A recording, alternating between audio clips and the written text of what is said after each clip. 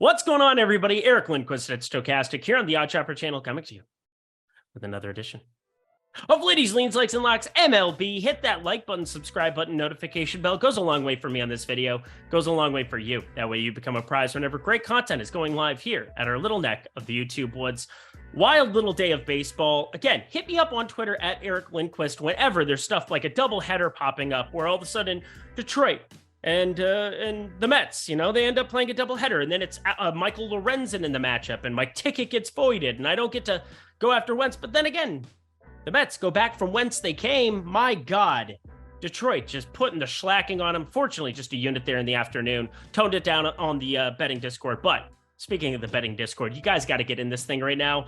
I don't know how this keeps happening, but the home run props are off the chain. Got Dalton Varsho and Vladimir Guerrero Jr. in the first 3 innings of that Boston game. Boom, boom, 2 solo shots. Cashed both of those tickets right from the get-go, 2 of the 4. And hey, if you hit 2 of 4 at plus 400 or better in the home run department on any given day, you're making some hay. So that's really good stuff. Just May, what do you say? Hey, DraftKings Sportsbook, definitely be checking that out here as well. That's almost as good as a home run prop from me. You bet $5, get $150 right now in bonus bets. That's great stuff for you to take advantage of. We have the NBA in full swing. You can check out NBA Lindy's Leans, Likes, and Locks for that great game too we're looking forward to for tomorrow between the Lakers and the Warriors. We have MLB, a 10-game slate on tap for Thursday. So many great offerings. So I know a lot of you already have it, but if you don't, DraftKings Sportsbook, awesome stuff. $5 get $150. FanDuel running an identical offer. You can sign up for either of those in the video description box below if you're 21 and over. And if you have a gambling problem, please call 1-800-GAMBLER. Alrighty, y'all, 10 games to get to. We got my guy, producer Jacob here on cue. We just talked Lord of the Rings for like half an hour, so I don't even know. Yeah, I should probably do this video. Let's get to the picks.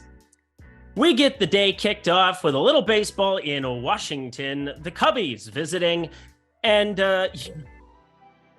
Patrick Corbin's still in Major League Baseball. It's laughable, kind of like the Rings of Power are. Patrick Corbin, 393 xWOBA, but 335 expected batting average, just a 14.4% K rate. What are we doing here, baseball gods? The Southpaw, he used to be good. He is good no more. He's one of the, probably the most overpaid player in all of baseball. Don't look at his contract. Don't look at it, Nationals fans. Are there National fans? I don't know. Looked like you guys had him for a second. Probably disappeared when Juan Soto went away, but it is what it is. Juan Soto not even playing that well. But let's talk about the Cubs starting pitcher, because you've probably never heard of him. His name is Nick Neidert, and he's actually had some innings in the bigs here before. We saw only 1 game from him, 1 spot start last season. Was decent. Again, 4.2 expected ERA there, 5 innings pitched. But my God, he goes to the Iowa Cubs here this year. 5 games started, a 5.29 xFIP, 409 BABIP. Now, that's really unlucky. I mean, that's not good at all. But we're talking a 4.05 ERA. There's actually negative regression due on that, and that's at the AAA level. And I get it. This is a AAA lineup that's kind of headlined by Heimer Candelario, who's a huge reject of the Detroit Tigers. Never good when you're rejected by the Detroit Tigers. Joey Meneses, who I think is legitimately good. Luis Garcia. Keibert Ruiz, who is a good hitting catcher with a 297 expected batting average. But really, this is a AAA lineup through and through. But I don't care. I think everything is in play here. I was looking at the temps. Looks like it's going to be just kind of that low 60s, upper 50s everywhere around the country again tomorrow. Kind of strange that we're not getting any warm weather still, May 4th. It was warmer a month ago when we started off this season just about everywhere. So there's a conversation to be had there at some point. It's not June yet. It's not June. But I kind of have a weird lean here. We don't even have a total. We don't even have a line. And that's okay. I don't care. Over infinity is what I wrote on the sheet. Yeah, you could set this line at 10.5. I do not give a shit. I do not care. I do not. I really think you just fire this to the moon when this line drops if it's inside of 10.5, and it should be. My projection is the books come out with 9.5 here for the number. That's the Patrick Corbin special, but tell you what, this Nick Neidert fellow, and not exactly special himself, fired this game to the moon, but it must remain a lean for now, just to get excited. Going to be a starting bet to our day. And that excitement level maintains, even though another game with a lean, it is what it is. Justin Verlander on the mound going up against Eduardo Rodriguez. And both of these pitchers have had good seasons. Now, Verlander, we have no sample size really because, well, he hasn't pitched this year. Hey, look at that. Just saying that it's been a really good career and, 2.66 expected ERA, Cy Young last year at 39 years old. Like, come on, dude. You're so freaking good. And you have Kate Upton. Some guys get all the luck. Some guys get all the fame. That's a song too. But whatever, Justin Verlander. Expect good things from Justin Verlander, even though his last outing in Double-A, he was tuning up in Double-A. Only 69 pitches. I don't have velocity report on anything, but looks like it was decent enough. I expect about 75, 80 pitches here in this one. And against Detroit, who are abysmal against righties and abysmal against everybody, but legitimately one of the worst teams in baseball. 95 WRC plus isn't as bad against lefties, so that'd be cool. But unfortunately, Justin Verlander's right-handed, 73 WRC plus and a 114 ISO. Woof, Scoob. Despite what you saw today with whatever, Max Scherzer. It is what it is. Just a unit. Ended up just a unit. They're down 8-1 right now, top of 9. Good job, good effort, Mets. But anyway, Eduardo Rodriguez, this guy was unlucky when he was pitching in Boston. He was lucky at the beginning of his Detroit tenure, but now maybe he's found something, and I don't really see what that is. The fastball usage, 40%. You go back year over year, that seems to be about the same. The cutter, it's cutting decently, but really what it comes down to is he has a sub 30% hard hit percentage for the first time since 2019. And that was his most effective year in the bigs with a 3.75 expected ERA and a 29.7% hard hit percentage. So far this year, 2.97 expected ERA, 21.9% K rate is up a little bit from last year. And this guy did have strikeouts once upon a time. So, my friends, I don't really want to go pick on Eduardo Rodriguez, and I really don't want to bet the Mets, but I'm going to lean their direction. I know they're massive favorites here. Maybe Verlander plays a little bit more than we expect, but as it stands right now, pass on this game. The people need bets, and bets you shall get. Let's start firing it up here, even though, I repeat, Cubs, Nationals, to the moon. To the moon. Knocks in a moon. That's the Mummy Returns. But Vince Velasquez going up against Zach Eflin here in this one. Both of these guys have had really good starts to the season. Starting with Vince Velasquez, I do not understand this at all, but he's good again. 3.06 ERA coming off of last year. Rate of 4.78, 2021, 6.30 ERA.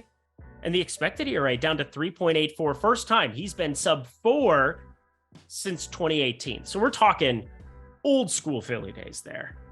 This is wild to see Vince Velasquez be serviceable, but kind of a reject of the White Sox. And now finding a home here in Pittsburgh, finding some good stuff. The fastball, slider, changeup, always nice when you see 3 pitches and they're being effective, but he does have a drastic change in terms of his usage.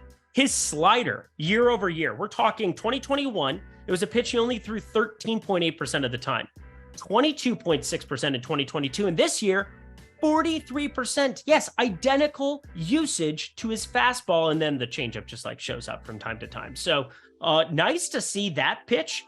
If he has a feel for that slider going forward with a 32.1% whiff percentage and 29.4% put away percentage, even teams as potent as Tampa Bay, and Tampa Bay, no doubt, been the best team in baseball in the early going against righties, 144 WRC plus. I still think Vince Velasquez should be able to find some sort of success so long as he's able to get by a couple of those really tough lefties, specifically Brandon Lau, Josh Lowe. On the other side of this one, though, we are looking at Zach Eflin, who has never been all that appealing. Another guy who used to be with the Phillies. Hey, look at that. Maybe they'll give each other a high five as they go by each other on the mound. No, they don't give a shit. 74 pitches. He's not getting up to a crazy amount of work here, but he's been effective so far. 5 innings pitched in 4 straight games, a 3 flat ERA, 1.14 whip. And he gets a Pittsburgh matchup, and I expect negative regression for Pittsburgh and their 108 WRC plus against right-handed pitching. So, well, under 8.5. That's a big number. Now, there's some 8s around, but 8.5 at BetMGM, as I'm looking at it right now, that's where I'm going to click the button. I think you should click the button too. Standard juice, 8.5, the under, gets our card kicked off officially, even though, again, Cubs, Nationals, to the moon. We head to the Angels visiting St. Louis for another round of all baseball. Good stuff. Well, interesting stuff here. Griffin Canning against Jack Flaherty. Jack Flaherty, figuring out the walks a little bit, but still it's at a 15.3% walk rate, which is one of the worst marks in baseball for a starter. He got paid the bag. I know why. He definitely has a decent pitch mix. I like the four-seamer slider combo. The curve kind of getting a distant third now in terms of his usage, but a 348 xWOB has got to get a little bit better. But with the walks coming down, if he's going to have a better feel for his pitches, and 7 and 6 walks your first 2 outings, that's going to inflate a little bit of outliers, I would hope. I would at least hope. So Jack Flaherty should expect some decent things going forward. And Griffin Canning, he's expected to be one of the aces here. Patrick Sandoval hasn't worked out the way we might have thought for this season. And then Griffin Canning, somebody that they really are hoping can be it. But so far in the bigs, hasn't really been there. The slider being the primary pitch, I don't like it. The four-seamer, not all that effective when you're talking about 94 tops, not a lot of movement. 5.01 expected ERA this season. He's never had a lower than a 4.03 expected ERA in 4 seasons now in the bigs.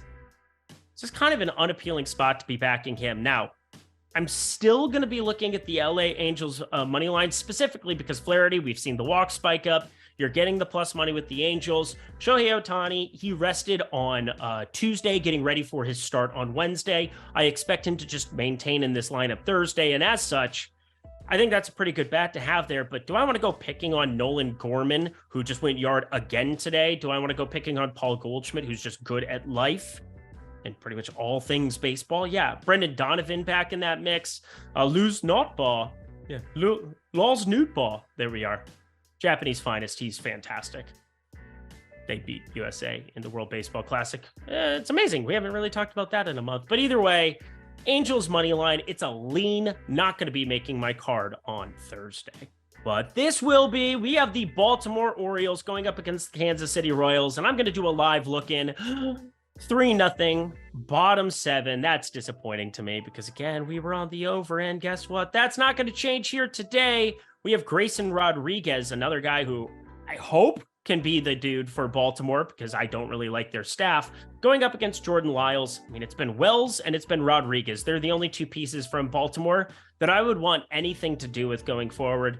Rodriguez has a feel for that fastball, a 32.4% K rate, a 10.5% walk rate needs improvement, as does a 46.7% hard hit percentage. But with experience, he's 23 years old. He's got really good stuff. He was the 11th pick of the 2018 draft. This is our first look at him. I mean, shit, got drafted when 18 years old. That's pretty young. We're going to give him a little bit of leash here, especially considering one of the best qualities you can have in baseball is just missing bats. That's a good way to reduce your hard hit percentage, even though it's actually technically just balls in play. You know what I mean? We're going to continue on. Looking over at the other side of this one, yeah, I don't really know what to tell you. Kansas City, Jordan Lyles, every starter in Kansas City is just trash. They just are. I don't mean to be mean to him. Again, I apologize to his parents if they're watching, but Jordan Lyles, 372 xWOBA, 547 expected slugging, just a 17.5% K rate, and coming off of an absolute beat down last time out. 4 innings pitched against my Twins, 7 earned. Yes, he has given up at least 4 earned in 5 of his 6 starts this season. Actually, it's 5 of his 7 starts this season. I didn't want to lie to the people. There you go. Jordan Lyles, he's a gas can. Other side of this one, Rodriguez, still figuring it out, but still pretty hittable. And I do like the top, at least the top of the Kansas City lineup, where you're looking at Sweet Melendez, Vinny Pasquantino, Bobby Witt Jr., number of bats that we can be looking to there. I'm just going to go for a standard half unit over 9.5. Like, yes, it's a bigger run total. Yes, it's Kauffman Stadium, which isn't the most appealing. These pitchers more than make up for it. So there you go. Jordan Lyles, have fun. At the halfway point of the show, hit that like button, subscribe button, notification bell, but most importantly, check out DraftKings Sportsbook if you haven't already. You bet $5, you get $150 in bonus bets. What could be better than do you like my sweater? Well, $150 in bonus bets would be, and you can get that just by signing up in that video description box below. Click on the link. It takes you about a minute and a half, 2 minutes to sign up over at DraftKings Sportsbook. It's 1 and 2, them and FanDuel Sportsbook, the biggest 2 we have here in North America. Why not get both? If you have DraftKings already, Sign up for FanDuel in the video description box below. You already have FanDuel? Well, there you go. DraftKings Sportsbook looks great on my TV, but will look even better on your phone. Fired up with anything that I recommend here on today's play. And again, $5, that bet doesn't even have to win to get you that $150 in bonus bets instantly when that wager goes live. It's only if you're 21 and over. And if you have a gambling problem, please call 1-800-GAMBLER. Alrighty, y'all, halfway. Let's get to the other 5 games. Oh, Eric, you are only leaning on these videos. Oh, Eric, you never give me anything that I like. Well, how about a lock on a 10-game slate? How about 2 locks on a 10-game slate? Only one from this game. Didn't want to get your hopes up and say I was going to have both here. But Pablo Lopez, oh boy, has he been good this season. Going up against Lucas Giolito, who I got to say, has some decent stuff. Starting to show me signs that he isn't completely dead at this point in time. Whereas last year, I mean, there were periods of time I went and watched him pitch a couple times, but whatever. Pablo Lopez, 31.1% K rate coming from Miami this season. Just everything you could have wanted and more as a Twins fan. A 3.32 expected ERA. That's way better than his 4 ERA so far this season. So we can actually expect positive regression for him. And the thing that I love, his fastball is up 1.5 miles in velocity, nearly 1.5 miles, 93.6 miles per hour last season, 94.9 miles per hour this season. What happens when velocity goes up? Well, creates problems for hitters, throws the timing off, can't react as fast twitch muscles, yada, yada, yada, so on and so forth. Oh, and then there's also that changeup, which is just filthy right now with a 35.4% whip percentage, 30.6% put away percentage, and my favorite, a 198 xWOBA. You have that along with this sweeper that he's adding and throwing primarily 100% to righties. Righties can't even touch that pitch right now. In fact, he hasn't even thrown that pitch to one lefty bat all season long.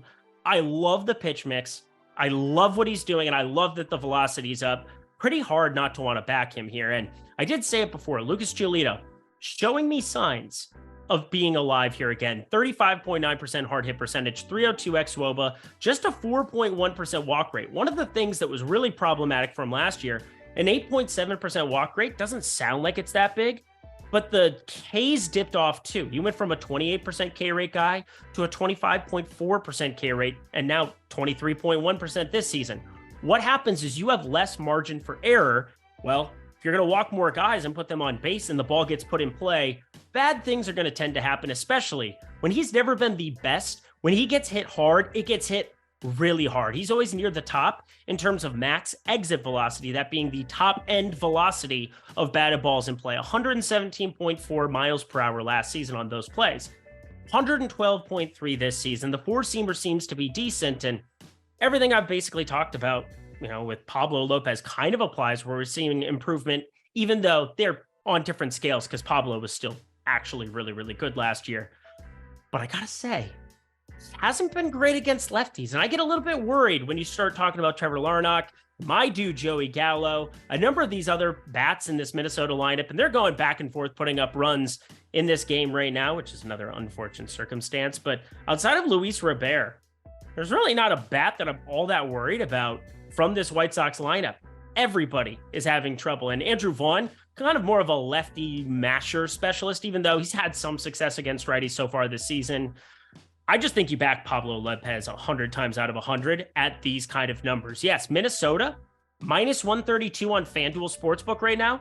That is a really low number. It's minus 135 or north of that at every other book. That number, my friends, is a lock. I would bet this up to minus 160. Yeah, you heard me. I would be betting it up to that number. That's how good I think Lopez has been. And if you want to try to go first 5, get a little bit more aggressive with it, I don't mind that either. But this is projecting out as a full game play for me. The better bullpen, the better lineup, and the better starting pitcher as of this day, Minnesota Twins. Your first lock. Hey, nice to be able to back my team for a lock play for once. I said it before, we've been running really, really hot in terms of home runs. And hey, you run into 2 out of 4 on any given slate, you're going to be making money. And somebody in my premium Discord actually parlayed the Vlad Guerrero and the Dalton Varsho home runs together. Wish that was me. Why didn't I do that? Oh yeah, because I don't really parlay a lot of stuff. Because then stuff happens like Houston and the under today. That was very disappointing. It was a bad morning, but then things got better. They got better. We'll see. Can Philadelphia cover? That's the other question. I'm not watching the NBA game right now. I need to get going. Milwaukee, Colorado, we're going to Coors Field, and generally that means runs, hence you have a total that's pretty hefty, just like you always do. It's up to 12 and a half for an afternoon game here as opposed to an evening game. It's pretty big. But have you ever heard somebody predict the first home run for somebody of a season when it's May 4th? I'm going to do that on this program right now. I think we're going to get a massive number on it. And I think you just have to take it. You do. His name is Jesse Winker. He's been absolutely abysmal for the Milwaukee Brewers so far this season, but he gets Seabiscuit. Seabold. If you could be so bold as to call him Connor Seabold, because that's his name. I didn't even come up with that bit. That was a bit on the fly. I'm funny sometimes, but Connor Seabold sucks. He is terrible. A 20% K rate, 253 expected batting average, a castaway, if you will, like Tom Hanks. Wilson, a little bit of that. Just an absolute castaway from the Boston Red Sox. They wanted nothing to do with him, which I do not blame them. He's a low 90s fastball guy who has to throw that as his primary pitch. He gets no swings and misses on it. And the changeup, which used to exist last year, he can't even have a feel for it right now because he's only thrown it 23 times.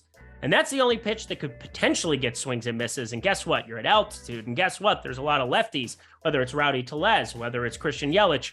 But I am highlighting Jesse Winker, and he has had an abysmal start to this season. He's been batting second routinely, and maybe he gets buried out of the middle of nowhere here in this lineup, but I don't really see that necessarily. But he's primarily been in for these platoon-type situations. He's sitting against the lefty here in Kyle Freeland right now on Wednesday. Maybe get your head right. Maybe get back to the power that we saw constantly in Cincinnati. And yes, was that ballpark a little bit egregious? Is Great American Small Park an easy spot to go just hit rockets out of? Absolutely it is. But I still think Jesse Winker has positive regression coming for his .302 expected slugging, 34.1% hard hit percentage. Go back through his entire career. We've seen way better numbers than that. He had a 49% hard hit percentage in 2020. 2021, 47.1%. Was it down last year? Yes, 34.4%, but still, he found ways to be effective with a 400 expected slugging. Now, maybe he's lost it. Maybe it's gone. But you're going to get such a huge price, and I'm expecting north of plus 600 in order to make this a play. So I just want to throw that out there. He is a long shot, but the only other long shot I've had north of these odds so far this season was a W. So I'm just throwing it out there. Nick Senzel, by the way, over plus 1,060, San Diego. What up? Saying off the top of my head. It's always nice when you hit those tickets. But Jesse Winker to home run, going to be my lean here. If you guys want to know anything else about this game, of course, hit me up on Twitter at Eric Lindquist in the comment section below. Happy to break it down. Oh, and Wade Miley's terrible too. CJ Crone, probably going to go yard too. We talked one lefty homer, guy who's hit like 0 home runs. How about we go to a guy who's hit a lot of home runs? Let's start by breaking down the pitchers though, shall we? George Kirby going up against Drew Rucinski here. We got the Athletics. We've got the Seattle Mariners. And the Mariners, yes, they've been very disappointing, but there's still some highlights that we have coming from them, and I'll get to that in a second. And George Kirby, kind of been one of them. Kind of. 33.7% hard hit percentage. Just a 20% K rate. 1.7% walk rate. I've never been in love with this dude at any point in time, but I can at least admit that he's been pitching decently well. And against a lineup where it's Brent Rooker and everybody else on the Athletics, you get by Brent Rooker, your life is pretty good as a right-handed pitcher. So 6'4", George Kirby up there throwing little, what's his average velocity now? 95, a little bit better than I was expecting so far. So a 3.60 expected ERA. I think he'll just continue to be decent, even though it's so weird not to see any swings and misses out of him. But Drew Rucinski, my God, rinse and repeat. He was a KBO legend, if you will, during the pandemic. How many people out there played KBO during the pandemic? I was playing a lot of DFS, betting on KBO baseball, Korean baseball. Those were good times, actually. Drew Rucinski was the second highest paid pitcher during those years. Again, I can't believe I'm breaking this guy down again, but he is back in Major League Baseball. It's not going well. A 7.42 expected ERA so far. Now, just 89 pitches, just the one outing, but my God, What are we doing here? Why is he in the bigs here? 11 hits he gave up against Cincinnati. I don't expect good things against Seattle, and I especially don't expect them going up against Jared Kelenic. Now, we saw all lefties do all the damage. Yes, 6 hits. He only got 2 outs against left-handed pitchers in that first outing. That's a pretty wild number, given, you're going to see more righties in a lineup like, who are they fixing? Oh yeah, Cincinnati. Cincinnati has tons of righties. They don't have a choice but to put righties out there. So there were only a couple lefties, but the ones who did play did damage. 6 hits, homer. Jared Kelenic hits the ball high and far. He has more homers than Julio Rodriguez. He's been better in terms of WAR than Julio Rodriguez this season at the plate. That is a wild statistic that we did start to see him emerge at the end of last season as they made the playoff run, but Jared Kelenic, 612 expected slugging, 407 xWOBA, 56.1% hard hit percentage. This is the player that was promised to the Seattle Mariners. So, going to be a lot shorter odds going to the 23-year-old than Jesse Winker. So, there you go. Far more likely, far better play. Jared Kelenic to homer, another lean, but if it's better than plus 330 in Oakland in an afternoon game, give me all of that. We're going out with a bang. We're going to go lock. We're going to go lock. It's going to be good stuff. The Atlanta Braves taking on the Miami Marlins. Miami getting absolutely taken to the woodshed right now. 14-6. It's not good. It's really bad. You know what helps, though, for Miami? Sounds like you're going to get a pretty easy cakewalk little spot here. Yeah, that is going to be the case. You got Jesus Luzardo on the mound, their lefty, who's just been an absolute stud here of late. We have a number here for this one. Miami going to be pretty big dogs. And why is that? Well, for some reason, Jesse Chavez is getting love, and it's going to be a strict bullpen game. But Jesus Luzardo is so good that I kind of don't care. Upper 90s fastball. We're talking a 3.73 expected ERA. We're talking a slider changeup mix that is effective all the way around. Now, I'd like to see the spin rate on all of his pitches come up. He's sitting around 2310 and below. Kind of weird to see a slider, a sinker for a player of his quality, get as many swings and misses without that spin. But that just speaks to the velocity. A 96.9 mile per hour fastball, a 96.8 mile per hour sinker. And this is ridiculous stuff. That's half a mile per hour up for the four-seamer from last year. And that slider even, I mean, that was his primary pitch last season. There's room for improvement for that even. I think that the spin rate was higher last year. So, I mean, Jesus Luzardo is already sitting at the top what? I mean, he's been a top 10 pitcher in baseball so far, which is wild to say. 3.48 ERA, 3.73 expected ERA, but plus 130. I get this Miami lineup is terrible, and I get Atlanta is really, really difficult for a matchup.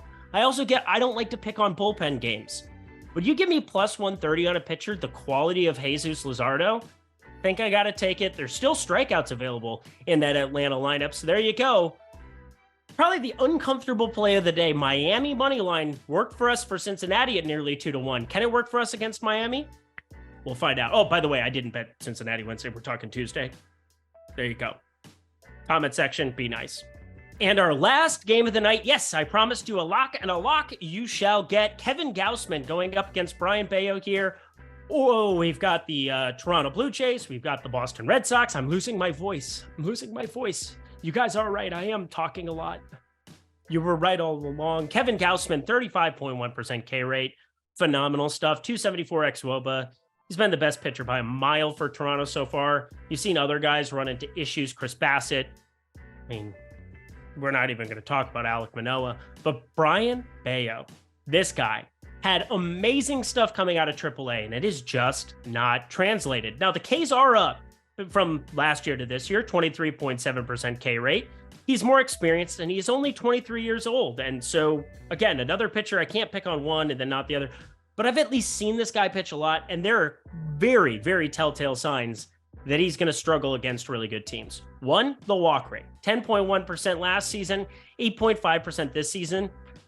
Again, much larger sample size from last season, definitely going to be an issue. Number two, 5.87 expected ERA. A lot of that just comes down to him being atrocious. So there you go, 6.57 actual ERA. But mainly for me, a 96 mile per hour fastball, sinker kind of combination, but there isn't a huge change to levels between everything. His four-seamer sits up in the top right corner of the zone pretty much all the time. The slider moves away, and it's supposed to move away a little bit from left-handed bats. But I don't think it's going to be all that effective if he's not clipping the zone. If he starts walking guys, then you get a lineup that's as potent as what Toronto is. Oh, friends, my friends. The run line gets me plus money here. I would be happy to fire a money line, but I am going to fire up the run line. You can keep all that money. Give me the plus money backing Kevin Gausman, an absolute ace, against Brian Bayo, who just hasn't shown it to me at the big league level. So there you go. Toronto minus 1.5, my favorite play on the entire board for Thursday. And at what? It's the last game of the day at 3 p.m. Wild stuff. Hey, producer Jacob, we get to record early tomorrow. Let's go. And that does it for another edition of Lindy's Leans, Likes, and Locks. Head to that comment section below. Let me know your favorite plays for Thursday's slate. Looking forward to this one. 10 games of baseball, a huge NBA game. Check out NBA Lindy's Leans, Likes, and Locks. Check out DraftKings Sportsbook. Check out PrizePicks if you want to. Promo code Lindy. Good stuff, too. We have all the promotions, all the things. I'm just here to help you. And hey, easiest way for me to be able to do that, sign up for the premium Discord. Promo code Lindy gets you half off that first week. Come see if you like it. Water's warm. It'll be under $10 for you to try it out for a week. So good stuff. Alrighty, y'all. I'll be back for that massive slate we always have for Fridays. Until then, I'm Eric Lindquist. Best of luck in the MLB streets on Thursday.